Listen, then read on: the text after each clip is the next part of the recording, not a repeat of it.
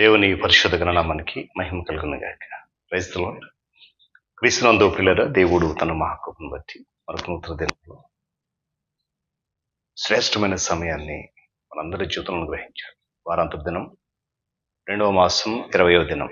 ఎంత వేగంగా దినాలు గడిచిపోతూ ఉన్నాయి. చక్కటి భాగ్యాన్ని ప్రభు మనకు అనుగ్రహించారు. అందుని బట్టి ఆయన శ్రేష్టమైన నామానికి మహిమ కలుగును గాక. క్రీస్తునందు ప్రియులైన దైవజనులు, స్నేహితులు, విశ్వాసులు, సహోదరులు, ఈ కార్యక్రమాన్ని వీక్షిస్తున్న ఆత్మీయులందరికీ కూడా యేసుక్రీస్తు వారి ఉన్నతమైన నామంలో ఉదయకాలపు శుభములు మరియు వందనాలు తెలియజేస్తాను. మీరంతా బాగున్నారు కదా?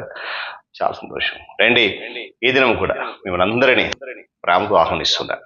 అనుదిన అభివృద్ధి ఉదయకాలపు ధ్యానాలు అనేటువంటి ఆధ్యాత్మిక కార్యక్రమంలో నాతో పాటు పాలుపక్షులే వాక్యాన్ని ధ్యానించి దైవ దీవెనలు పొందుకోండి. ఉన్నాయి బైబిల్స్ దగ్గరలో తెరవండి, చదివే మాట గ్రహించండి, పాల్గొనండి. నేటి దిన ధ్యాన వాక్యంగా ఆదికాండము 22వ అధ్యాయం 2వ వచనం నుండి కొన్ని మాటలు నేను చదువుతా ఉన్నాను. నీకు ఒక్కడే ఉన్న నీ కుమారుని తీసుకుని వెళ్ళి అక్కడ నేను నీతో చెప్పబోవు పర్వతములలో ఒక దాని మీద దహన బలిగా అర్పించమని చెప్పాను. దేవుడు తన పరిశుద్ధ లేఖన మాటను మనకు దీవించును గాక. ప్రార్థన చేద్దాం. మహాగణుడును మహోన్నతుడిని మా తండ్రి వింటున్నాను. తిరిగి నూతన ఉదయకాల సమయం వారాంతపు దినములో 2వ మాసం 20వ దినమున ఎంత అద్భుతమైన కృపలను జ్ఞాపకం చేసుకున్నారు. మీకు వందనాలు. ఈ దినమంతా నీ రెక్కల చాటున దాచి నడిపిస్తున్నందుకు వందనాలు. ఈ ఆధ్యాత్మిక కార్యక్రమంలో అనేక సత్యాలు ప్రతి దినము వింటున్నాం. నాయన మరింత బలపరచమని దీవెత్రింప యేసయ్య నామమున అడుగుతున్నాం తండ్రి, ఆమేన్. మంచిది బిళ్ళగా చెప్పని మాట బహుశా నేను చెప్పవసరం అనుకుంటా, అంతేనా?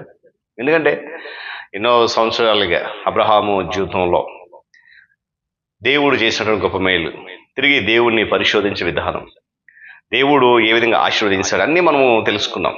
ఈరోజు మరొకసారి దేవుని యొక్క కృపలో విధేయతగా నడిస్తే ఏ విధమైనటువంటి ఆశీర్వాదాలు ఇస్తాయి, ఏ విధమైనటువంటి దీవెన వస్తుంది అనే దానికి ఈ 22వ అధ్యాయము ఒక ప్రాముఖ్యమైన ఉదాహరణ. ఎందుకో తెలుసా? వృద్ధాపదశలో లేక పుట్టిన కుమారుడిని దేవుడు అడుగుతూ ఉన్నాడు, సేవకు అర్పించమనో సమర్పించమని కాదు, లేక వేరే దేశానికి సువార్త కొరకు పంపించమని కాదు, మరి ఎందుకు అడుగుతున్నాడంటే బలి అర్పించేయి. ఎంత గొప్ప చూడండి, సవాలుతో కూడినటువంటి పరిస్థితి. కానీ అబ్రహాము దేవుని నమ్మాడు కనుక అది అతనికి నీతిగా ఎంచబడిందని వాక్యంలో అనేక సార్లు మనం చదువుతున్నాం. ఇక్కడ గమనిస్తూ పిల్లరా, ఒక వ్యక్తి దేవుని చిత్తాన్ని ఎలా అర్థం చేసుకుంటాడో అతని ప్రవర్తన నిర్ణయిస్తుంది. ఇక్కడ అబ్రహాము యొక్క ప్రవర్తన దేవుని చిత్తాన్ని తెలుసుకోగల సామర్థ్యాన్ని అతనికి అనుగ్రహించింది. గమనించాలి, తాను అమితంగా ప్రేమించినటువంటి తన కుమారుని దేవుడు అడుగుతున్నాడు. చెప్పాను కదా, పరిచర్య కొరకో లేక వేరే దేశం వెళ్ళమనో సువార్త కొరక కాదు. ఏమండి, అబ్రహాం అర్థం చేసుకున్నాడు, దేవుడు నా కుమారుని అడుగుతా ఉన్నాడు.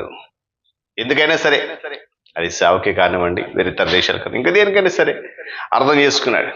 సాధారణంగా మనుషులు నమ్ముకునే వారు ఏమండి సొంత ఆలోచనలను అనుసరించి ఉంటాయి. మన నమ్మకాలు మన యొక్క అభిప్రాయాలపై ఆధారపడి ఉంటాయి. మన సొంత ఆలోచన విధానం బట్టి ఆధారపడి ఉంటాయి, అనుసరించి నడుస్తాయి. కొన్ని సందర్భాల్లో మనం ఏం చేస్తామంటే దేవుని అపార్థం చేసుకునేటువంటి ప్రమాదం కూడా లేకపోలేదు. కారణం ఏంటి? మన సొంత ఆలోచనల ప్రకారం అనుసరించి వెళ్తున్నాం కనుక ఆ క్రమంలో దేవుని అపార్థం చేసుకునేటువంటి ప్రమాదం ఉంది. దేవుడు అబ్రహాము యొక్క ఆలోచనలన్నింటినీ కూడా పరిశోధించాలనుకున్నాడు ఆయన. అందుకే 22వ అధ్యాయం ప్రారంభంగా ఎట్లనగా ఆ సంగతులు జరిగిన తర్వాత అని ప్రారంభించాడు. దేవుని స్తోత్రం చెప్పాడు. హల్లెలూయా.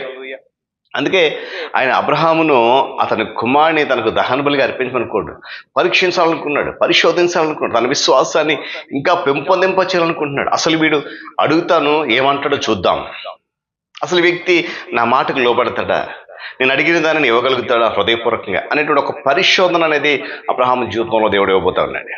వీళ్ళు గమనించండి, ఎప్పుడైతే దేవుడు అడిగాడో దేవుడు తనను ఆజ్ఞాపించిన విషయంలో అబ్రహాము తన సొంత ఆలోచనలను పరిగణనలోనికి తీసుకోలేదు, తన సొంత అభిప్రాయానికి పదును పెట్టలేదు.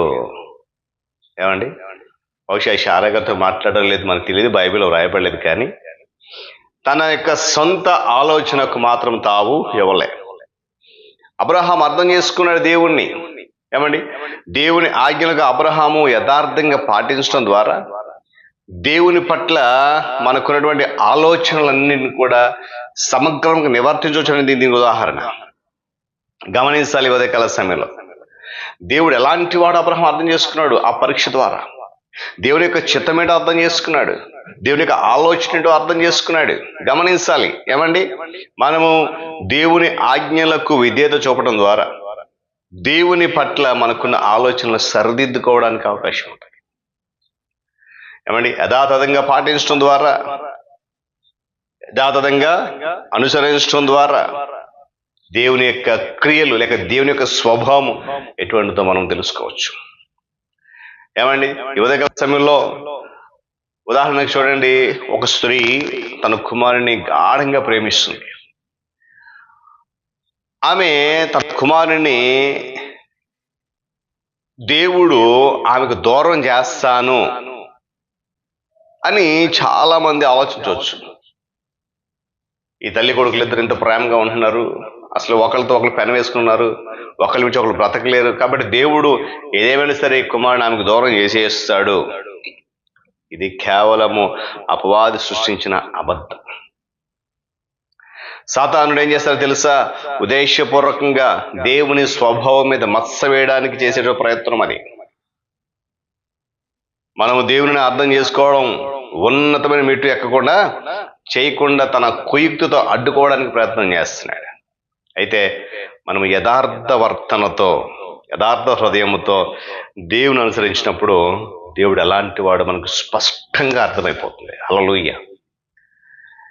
మనము ఆ యథార్థత పట్ల దేవుని అనుసరించకపోవడం వల్ల ఆయన ఎలాంటి వాడు ఇంకా ఎప్పటికీ అర్థం చేసుకోలేని పరిస్థితుల్లో చాలా మంది ఉండనటువంటి విషయం. దేవుని కొరకు అబ్రహాము దేనినైనా చేయగలడని చెప్పి అతడు దేవుని పట్ల పరిపూర్ణమైనటువంటి విధేయత చూపగలడని ఈ వృత్తాంతం నుండి మనం తెలుసుకునేటువంటి పాఠం. దేవునికి కూడా తెలుసు అబ్రహాం ఖచ్చితంగా చేస్తాడు, వెన్ను తీయడు. అంత గొప్ప నమ్మకం. అందుకే కదా అబ్రహాం నాకు స్నేహితుడు అన్నాడు. ఉదయకాల సమయంలో పై మెట్టు ఎక్కడానికి దేవుడు ఒక పరీక్ష అనేది పంపిస్తాడు మనకి. మనము దేవునికి విధేయత చూపినప్పుడు ఆయనకు మనకు మధ్య ఉన్న అడ్డుగోడలన్నీ తొలగిపోతాయి. హల్లెలూయా చెప్పండి గట్టి. హల్లెలూయా.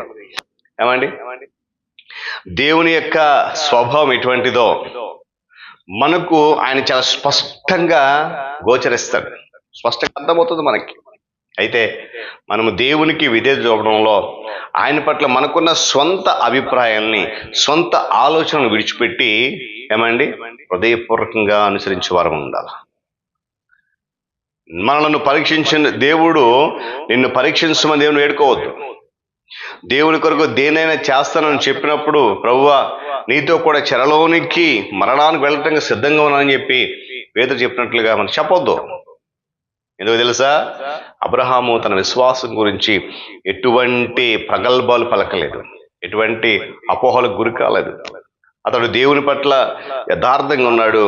అతని విశ్వాసము దేవుడు పెట్టినటువంటి పరీక్షలో విజయం సాధించింది. కనుక ఉదయకాల సమయంలో ఏమండి అపోహపడి, ఆవేశపడి, అనాలోచితంగా ఏమండి దేవునిని అపార్థం చేసుకునే ప్రక్రియ మనలో ఉండకూడదు. మన మదిలో దానికి చోటు ఉండకూడదు. ఎందుకంటే అబ్రహాం అలాంటి విషయాలకు తావు లేకుండా దేవుడు అడిగిన వెంటనే బయలుదేరాడు. ఎందుకు ఏంటిని అడగలే, ఏమండి తీసుకున్నాడు. ఉదయాన్నే కుమారుని తీసుకున్నాడు. మనందరూ ఆ కథ మనకు తెలుసు. నేను మరలా దాన్ని వివరించడానికి ఇష్టపడట్లేదు. ఎందుకంటే ఓ పై మెట్టు ఎక్కాలని నీ జీవితంలో దేవుడు పరీక్షిస్తాడు. ఆ పరీక్షకు నువ్వు నిలబడగలిగితే, సహనంతో ఓర్పుతో ఆయనను అనుసరించగలిగితే, ఆ విధేయత కలిగి జీవితం చూపించగలిగితే దేవుడు ఉన్నతమైన మెట్టెక్కించి దేవుడితో నిన్ను నింపుతాడు. దేవుడి మాటలు మనకు దీవించును గాక. ప్రార్థన చేద్దాం. మహోన్నతుడ, సర్వాధికారి, సర్వశక్తి ముద్ర స్తోత్రాలు, కృతజ్ఞతలు. మరొకసారి విలువైన నీ మాటలు వినగలిగేటువంటి ఆధిక్యత మాకు అనుగ్రహించని ఇష్టాలు, స్తోత్రాలు. ఈ సమయము విలువైనది, అమూల్యమైనది, శ్రేష్టమైనది. మా జీవితాలకు కావాల్సినటువంటి ఉన్నతమైన మాటలు ఈ దినం విన్నాం. అబ్రహాము జీవితంలో మీరు ఇచ్చినటువంటి వాగ్దానం నెరవేర్చే దిశగా ఆయనను పరీక్షించినప్పుడు ఆ పరీక్ష నిలబడ్డాడు. తన విశ్వాసము ఆయన పరీక్షకు నిలిచి శోధించబడి విజయం సాధించింది. అలాంటి శ్రేష్టమైన విశ్వాస జీవితం నాలో మళ్ళీ దయచండి. ఈ ఆధ్యాత్మిక కార్యక్రమంలో పాల్గొంటున్న బిడ్డలందరినీ దీవెనతో నింపండి. ఘనత మహిమ మీరు పొందండి. యేసయ్య నామమున అడుగుతున్నాను తండ్రి, ఆమేన్. త్రియేక దేవుని దీవెన, ఆయన సన్నిధి కాపుదల సదాకాలము మనందరికీ తోడైన నడిపించును గాక. ఆమేన్.